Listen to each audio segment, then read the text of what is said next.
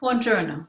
My name is Linda C. McCabe, and I'm the author of Quest of the Warrior Maiden and Fate of the Saracen Knight.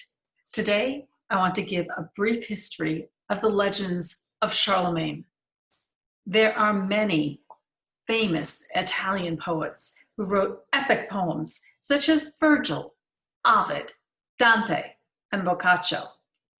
Independent of those famous poets was a cycle of legends created by troubadours and jongleurs in southern France and northern Italy about Charlemagne and his paladins. They were later expanded upon and written down by poets. The legends were in both Italian and in French, and ironically, what is now known as the Matters of France is today more widely known in Italy than it is in France. I'm going to share my screen with you.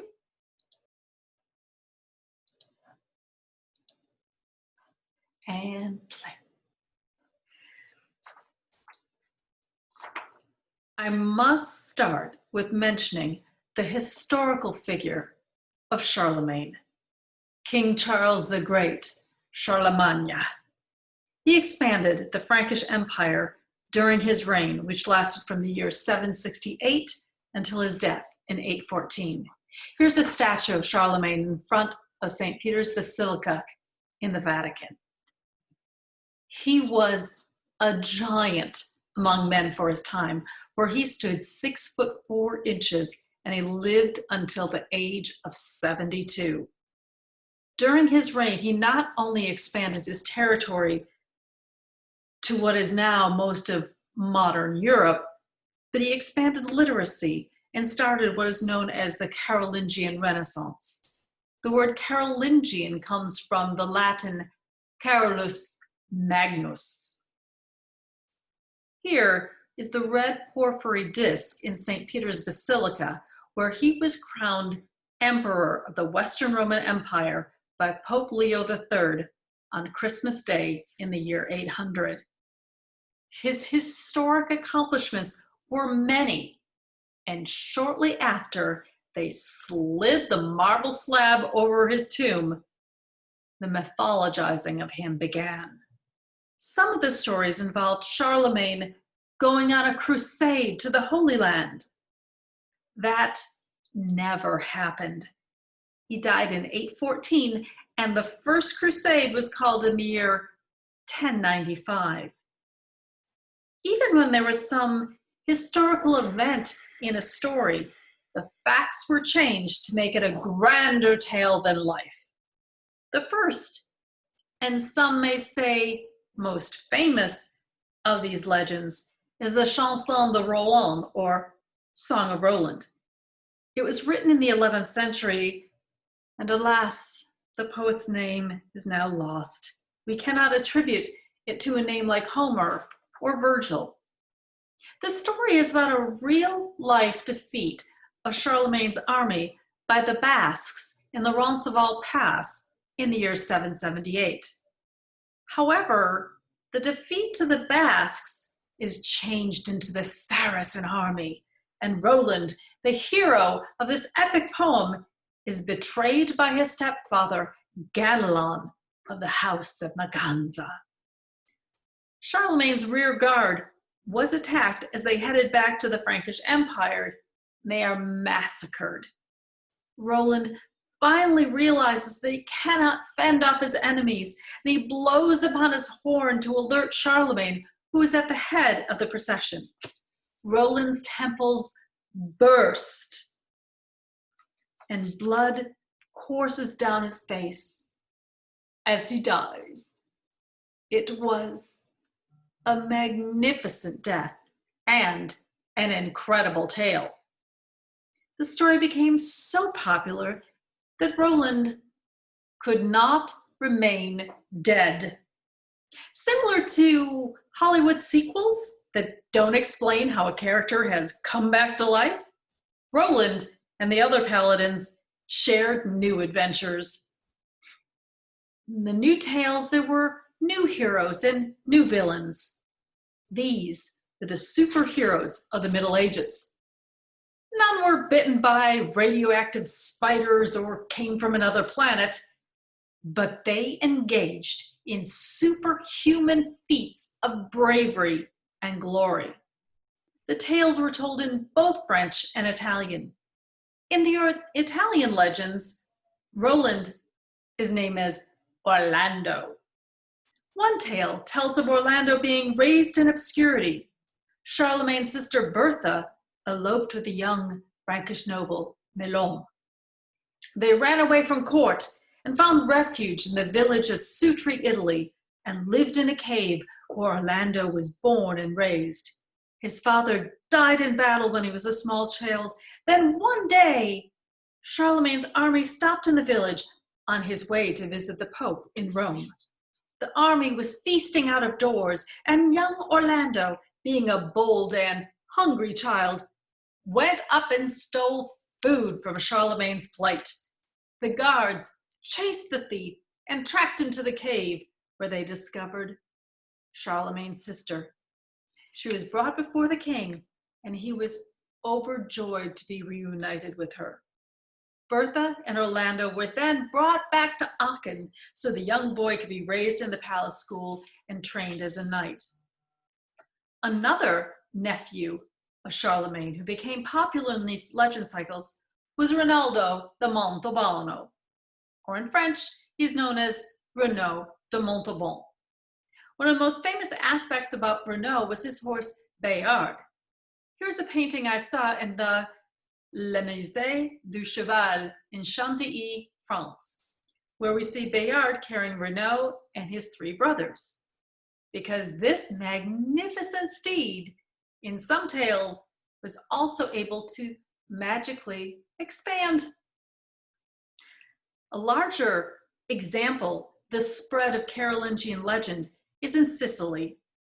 The Normans invaded the island in 1061 and brought with them the legends of Charlemagne. And while the reign of the Normans in Sicily only lasted about 30 years, the popularity of the Carolingian legends is still present to this day in the Opere dei Pupi. This is a close-up of Rinaldo. And this is a line of Frankish heroes from Mimmo Catuccio's Figli d'Arte Catuccio in Palermo. And forgive me if I butcher the pronunciation of that. This is a tapestry used to promote their weekly shows, and the banner is made with both pictorial and text-based fashion to assist the locals in knowing what show would be playing each night. Those slides, those last three, were from a conference organized at Stanford University in 2010 regarding Orlando Furioso. And two of the largest contributions in the cycle of legends is Orlando Innamorato by Matteo Maria Boiardo and Orlando Furioso by Ludovico Ariosto. And these two epic poems serve as my source material for my novels. Boiardo began his work on Orlando Innamorato in 1478, and then he died in 1494, leaving his poem unfinished. He wrote this for 16 years. Ludovico Ariosto was later given the task of finishing Boiardo's story, and his work began in 1505. The first publication of Orlando Furioso was in 1516, taking only 11 years. But a further expansive version of his epic poem was published in 1532, 16 years later, for a total of 27 years spent on his magnum opus. In other words, these two poets took 42 years to finish their work. The two epic poems are sprawling tales with locations spanning 3 continents, Europe, Africa, and Asia. It features a war between the North African Muslim army invading the Frankish Empire, a war that never took place. And the story ranges from the depths of hell to the summit of terrestrial paradise and includes a magical ride to the moon. It's a cast of thousands, dozens of major characters, a myriad of interweaving plot lines, and enough dramatic material for multiple novels, movies, or even several centuries worth of a Netflix original series, I should say. The patrons of Boiardo and Ariosto were the noble house of Desta in Ferrara. The poets included the idea that they were descended from the hero Ruggiero, who was descended from Hector of Troy. Here's a scene from the Iliad in the Castello Estense in Ferrara, Italy, where you can see Andromache and her son Astyanax. Orlando Furioso has been translated into many languages, including English, French, Russian, German, Portuguese, Polish, Hebrew, and Japanese. Now, the first English language translation of this Italian masterpiece was by Sir John Harington and published in 1591. The tale of how this came about might be apocryphal, but it is entertaining, so I'll share it with you. Sir Harington is said to have translated a bawdy passage from the poem, Canto 28, about the sexual exploits of Giocondo and Astolfo. And he shared this passage with the ladies in waiting for Queen Elizabeth. The Queen was not amused. As punishment to her godson for the lewdness displayed, she forbade him from returning to court until he had translated the entire poem. The banishment lasted 8 years. Another anecdote worth mentioning is that Sir John Harington is also credited for having invented the flush toilet and is a noble ancestor to the actor Kit Harington, better known as Jon Snow from the HBO series Game of Thrones. Orlando Furioso became an international phenomenon and inspired countless artists, composers, and even William Shakespeare. In his play, As You Like It, there are character names that serve as pointers to Carolingian legends, in particular Roland, Orlando, and Oliver. Also similar settings such as the Forest of Arden or Arden Woods, Ardennes.